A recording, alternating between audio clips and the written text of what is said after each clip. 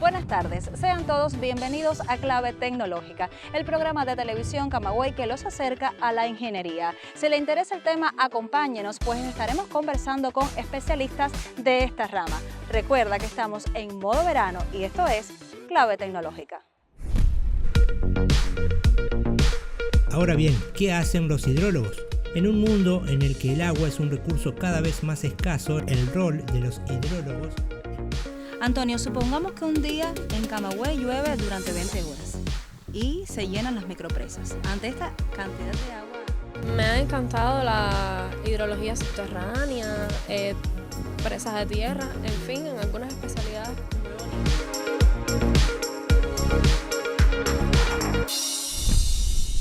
Y ya converso con mi invitado de la tarde. Él es Antonio Betancourt, es ingeniero hidráulico, especialista en obras hidrotécnicas. Bienvenido al programa, Antonio. Muchas gracias. Antonio, usted es graduado de la CUJAE en el año 1984. ¿Cómo fueron sus inicios, sus acercamientos a esta especialidad? Bueno, yo provengo de la provincia de Las Tunas, de un pueblito cerca del municipio Colombia, y el preuniversitario lo hacíamos, todos se concentraban, todos los estudiantes de la provincia en Melanio Ortiz, en el municipio de Jobabo. Y allí se estaban realizando obras hidráulicas en los planes vianderos donde estudiábamos. Y allí fue donde comencé a ver la hidráulica. Y en el grado 12, cuando nos dieron las especialidades, la solicité como primera opción. ¿Y allí cuántos años estuvo usted estudiando? En la CUJAE estuve 5 años. 5 años. Y después me ubicaron en la provincia de Camagüey. Pienso que no fui acá a Las Tunas porque Camagüey en esa época dirigía hidráulicamente las provincias de Ciego de Ávila, Camagüey y Las Tunas. Y lo ubicaron aquí en la provincia Lo ubicaron aquí en la Camagüey. Antonio, sabemos que los proyectos hidráulicos son importantes para el abasto de agua, pero es importante una figura dentro de estos proyectos, que es precisamente el proyectista. ¿Qué importancia tiene esta figura dentro de estos proyectos?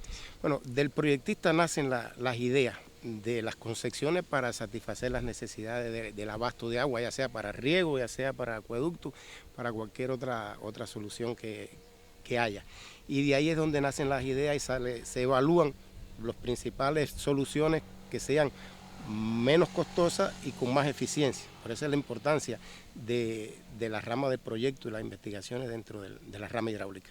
Cuando comenzamos la entrevista, usted nos mencionaba que en la época de estudiante, Camagüey estaba muy vinculado a Ciego y a Las Tunas. Y siempre Camagüey ha colaborado en muchos territorios y en muchas aristas de nuestra economía. En el caso de la ingeniería hidráulica, ¿cómo fueron esas prestaciones de servicio o este trabajo en Tunas y Ciego de Ávila? En Ciego, fundamentalmente, Ciego es una provincia de pocos ríos.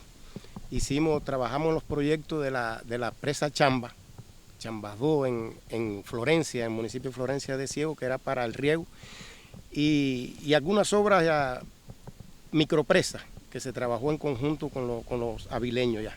Y en Las Tunas trabajamos fundamentalmente en la presa Las Mercedes, en los proyectos técnicos de la presa Las Mercedes, en el río Tana, en Colombia, y en el río Sevilla de Amancio, una presa grande, Fortaleza, que la Mercedes al final se construyó porque Las Tunas pasó después a administración de Holguín y la construyeron los holguineros, y Fortaleza todavía no se ha construido. Actualmente hay mucha vinculación en la parte de acueducto con la provincia de Las Tunas, no tanto con Ciego de Ávila como con Las Tunas. Sabemos que también ha prestado colaboración en otros territorios fuera de Cuba, y tal es el caso de Haití. ¿Cómo fue esa experiencia en esta isla caribeña, hermana nación de Cuba? Haití fue una solicitud del presidente haitiano a Cuba para desarrollar la hidráulica. En Haití solamente había construida una sola presa, que la construyeron los alemanes en los años 60. Y es un país que tiene bastante río y muy caudaloso. Entonces tuvimos 5 años cumpliendo la misión conjunta con el MICON, se hizo un equipo de trabajo y participamos en la proyección, investigación y construcción de la presa Marión, que es la segunda presa que se construye en Haití.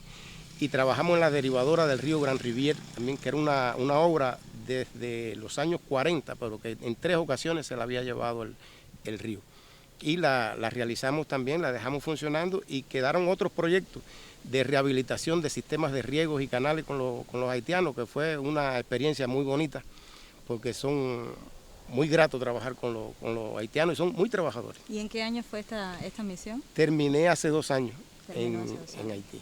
Y bueno, se lleva gratos recuerdos Seguro. y experiencia laboral. Experiencia laboral y una atención muy buena de los haitianos.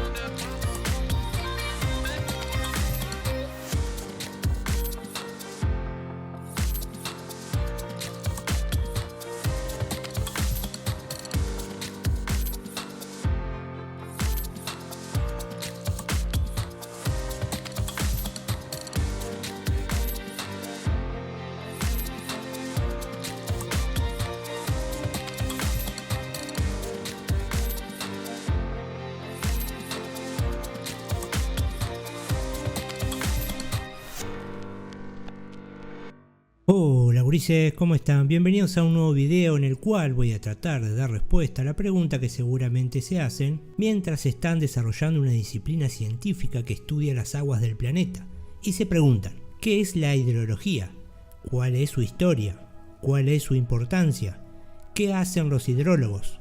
¿Cuáles son las aplicaciones de la hidrología y cuáles son las ramas de esta última? Así que comencemos por el principio.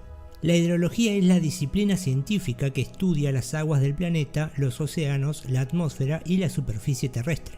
Se interesa por las propiedades físicas, químicas y mecánicas de dichas aguas, así como por su distribución, circulación y su flujo a nivel regional y global. Sin embargo, no se ocupa de las reservas subterráneas de agua que corresponden a la hidrogeología. La hidrología es el estudio exhaustivo del agua en nuestro planeta, diferenciándose de la hidrografía, la cual se limita al estudio de la medida y recopilación de datos hidrológicos y su transcripción en un documento cartográfico. Si bien la hidrología posee un campo mucho más amplio de estudio, es posible en ciertos contextos utilizar ambos términos como sinónimos. El concepto preciso de la hidrología ha cambiado enormemente a lo largo del paso del tiempo, pero a muy grandes rasgos puede comprenderse como la ciencia que estudia las dinámicas del agua en el planeta. Ahora pasemos a hablar de la historia de la hidrología, la cual se inicia en la antigüedad en el periodo especulativo, ya que el conocimiento sobre el agua y sus ciclos era fruto de elucubraciones de los antiguos naturalistas, como los griegos tales de Mileto, Platón, Aristóteles o los romanos Séneca y Plinio el Viejo. Sin embargo, el carácter especulativo de este conocimiento no impidió la construcción de las grandes obras hídricas de la antigüedad, como los pozos de Arabia, los qanats de Persia y los sistemas de irrigación y canales de las antiguas Roma y Egipto. A esta etapa le sigue, durante el Renacimiento, un periodo de observación, caracterizado por la observación directa de la conducta del agua por estudiosos como Leonardo da Vinci. Más adelante comenzó una etapa propiamente científica conocida como de medida, en la que el estudio del agua comienza a modernizarse y formalizarse. A ello seguirán las etapas de experimentación del siglo XVIII, modernización del siglo XIX y empirismo de inicios del siglo XX. El conocimiento sobre el agua y sus capacidades y su manejo se fue modernizando, hasta llegar al periodo de la racionalización a mediados del siglo XX. Así comenzó a comprenderse su vital importancia no solo como elemento bioquímico, sino como fuerza formadora del mundo. El estudio de su impacto en el clima, el relieve, la geografía y la meteorología exigió aproximaciones teóricas y prácticas, como las que caracterizan el último periodo de la hidrología, el periodo de la teorización, que inicia en 1950 y culmina en el presente. Ahora pasemos a hablar de la importancia de la hidrología. Dada la importancia indiscutible de los recursos hídricos como fuente de agua potable, recursos industriales e incluso fuente de energía, la hidrología como ciencia no podría ser más relevante, convirtiéndose así en una parte indispensable de los grandes proyectos arquitectónicos e industriales de la humanidad. Además, representa un abordaje indispensable para la geografía, la climatología, la geología y las distintas ingenierías civiles. Conocer las propiedades y el comportamiento del agua en sus distintas etapas y condiciones es vital a la hora de planificar actividades económicas o de diseñar estrategias medioambientales. Ahora bien, ¿qué hacen los hidrólogos? En un mundo en el que el agua es un recurso cada vez más escaso, el rol de los hidrólogos en la industria alimentaria, la agricultura, la construcción y las labores ecológicas no podría ser más importante. Entre los rasgos más importantes que podemos destacar se encuentran el estudiar las dinámicas de flujo y disponibilidad del agua, proponer soluciones ecológicamente sustentables, revisar el impacto de diversas iniciativas y predecir el comportamiento de las aguas. Esto nos da pie a hablar de las aplicaciones de la hidrología, las cuales son numerosas en el mundo contemporáneo, la mayoría de las cuales tiene que ver con la comprensión física, química y mecánica del agua. Así, es posible emplear la hidrología en obras de ingeniería civil, como las represas, labores de gestión ecológica, como limpiado de ríos, lagos y lagunas, el diseño de plantas hidroeléctricas, el diseño de planes de contingencia ante la erosión hídrica y, por último, destacar el control de inundaciones y sistemas hídricos de previsión masivo. Finalizando el video, vamos a hablar de cuáles son las ramas de la hidrología, entre las cuales podremos destacar a la oceanografía, que es el estudio de los sistemas submarinos en los océanos y mares, la meteorología, que es el estudio del agua en la atmósfera y la precipitación, la hidrología superficial, la limnología, la patomología, la hidrogeología, que es el estudio de las aguas subterráneas y su rol geológico, y la criología, que es el estudio de las aguas en estado sólido, ya sea nieves, hielos, glaciares, entre otros. Continuamos nuestro diálogo con Antonio Betancourt, que les recuerdo a los amigos televidentes, es ingeniero hidráulico especializado en obras hidrotécnicas. Antonio, me comentaba... Bueno, las micropresas se van a llenar, porque ya está previsto que se llenen. Lo que pasa, y van a tener su aliviadero, igual que tienen las restantes presas. Lo único que se transformaría la avenida, que llegó a esa micropresa, en un 80%. Quiere decir que los gastos que van a llegar a la ciudad en las zonas de inundaciones van a estar reducidos en un 80% con relación a si no existieran las micropresas. Y entonces eso va a prever que el agua no vaya a salirse del cauce en el río. Pero las micropresas van a funcionar normalmente como funciona una presa. O sea que puede llover, como se dice, a raudales, que no significaría un daño, sino al contrario. Al contrario. Y como ellas trabajan normalmente, es decir, porque está la teoría primera, dentro de los ríos estos que están afectando la ciudad no tienen presas, solamente el Tínima, que tiene la micropresa Tínima, pero que no coincide con los cauces que están dentro de la ciudad en el casco histórico, sino se une al Atibonico ya fuera de la ciudad, llegando a la circunvalación sur. Estos ríos que estamos hablando, ni el Guiji, ni el Atibonico, ni el Juan del Toro, tienen presas arriba construidas. Hay mucha teoría de que abrieron las compuertas, no existen las presas. Las presas nosotros estamos proponiendo hacerlas porque benefician a la ciudad, pero no van a tener compuertas tampoco. Ellos van a regular las avenidas y va a salir poco a poco y va a disminuir grandemente las afectaciones dentro de la ciudad. Como decíamos en el otro programa, no se puede abrir lo que no existe, ¿verdad? No se puede abrir lo que no existe. El potencial del cauce del río solamente es capaz de evacuar alrededor de unos 100 metros cúbicos por segundo. Sin embargo, en una avenida del 10%, que ocurren cada 10 años más o menos, que son las que nos están afectando, los gastos que llegan allí a esos puentes anda por alrededor de los 270 metros cúbicos por segundo. Quiere decir que es 2,7 veces mayor que la capacidad que tienen los puentes.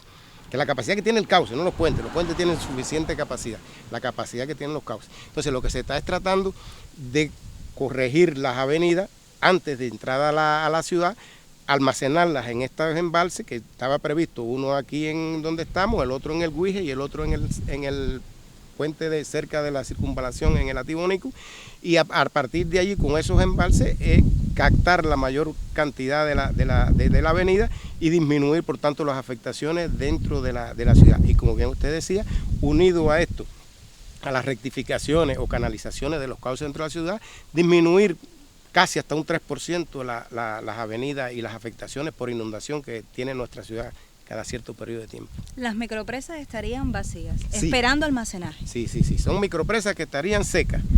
Incluso no está previsto ponerle ni válvulas reguladoras. Ellas almacenarían en la avenida y cuando termine la avenida ellas se vaciarían normalmente. Lo que evitarían era que lleguen caudales picos, caudales grandes al río en esta zona de inundación, y disminuirlos, se disminuyen hasta en un 30-35% los picos de las avenidas dentro de la ciudad. Podemos decir que entonces que estos son los beneficios, ¿verdad? Estos son los beneficios de las micropresas. Estos son simplemente los beneficios. Antonio, supongamos que un día en Camagüey llueve durante 20 horas y se llenan las micropresas. Ante esta cantidad de agua importante que caería, ¿qué pasaría? ¿Cómo sería el proceso de evacuación del agua? ¿Cómo sería este proceso? Bueno, las micropresas se van a llenar, porque ya está previsto que se llenen. Lo que pasa, y van a tener su aliviadero, igual que tienen las restantes presas. Lo único que se transformaría la avenida que llegó a esa micropresa en un 80%. Quiere decir que los gastos que van a llegar a la ciudad en las zonas de inundaciones van a estar reducidos en un 80% con relación a si no existieran las micropresas. Y entonces eso va a prever que el agua no vaya a salirse del cauce en el río. Pero las micropresas van a funcionar normalmente como funciona una presa. O sea que puede llover, como se dice, a raudales, que no significaría un daño, sino al contrario. Al contrario. Y como ellas trabajan normalmente, es decir, porque está la teoría primera, dentro de los ríos estos que están afectando la ciudad no tienen presas, solamente el Tínima, que tiene la micropresa Tínima, pero que no coincide con los cauces que están dentro de la ciudad en el casco histórico, sino se une al Atibonico ya fuera de la ciudad, llegando a la circunvalación sur. Estos ríos que estamos hablando, ni el Guiji, ni el Atibonico, ni el Juan del Toro, tienen presas arriba construidas.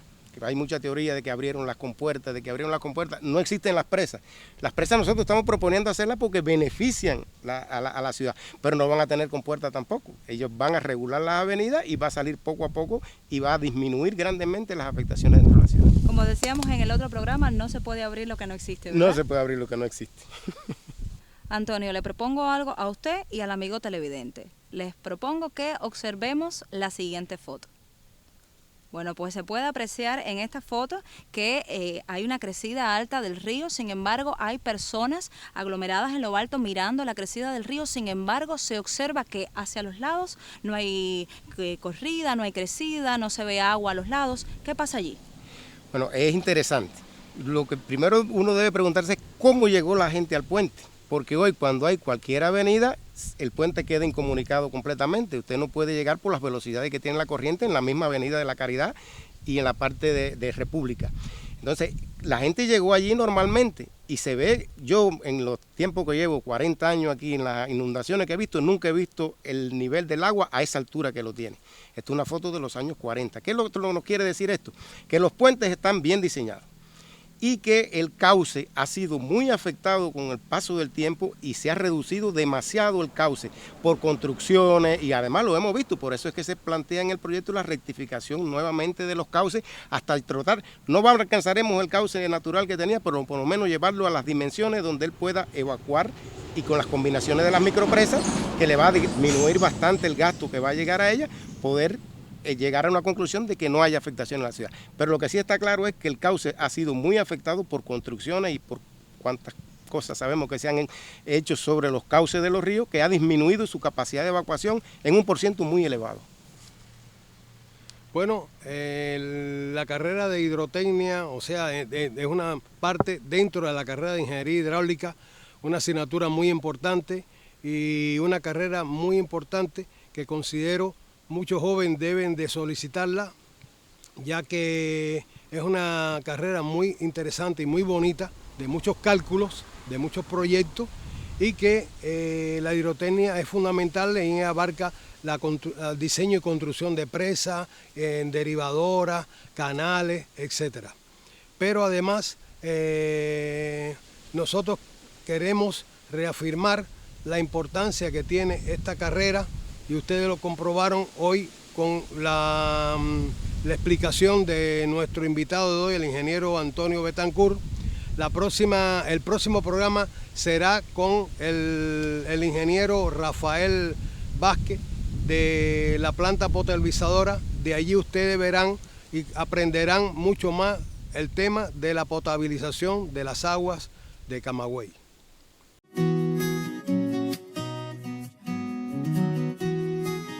Desde la antigüedad, el hombre procuró siempre el agua para sobrevivir. Es por eso que las civilizaciones se asentaron siempre cerca de los ríos. No obstante, se necesitaba más. Pronto se idearon varias soluciones para el uso de los recursos hidráulicos, la defensa de la ribera, el drenaje de zonas pantanosas o la navegación. El agua no solo se enrutó desde ríos hasta zonas lejanas, también se empleó como fuente de energía.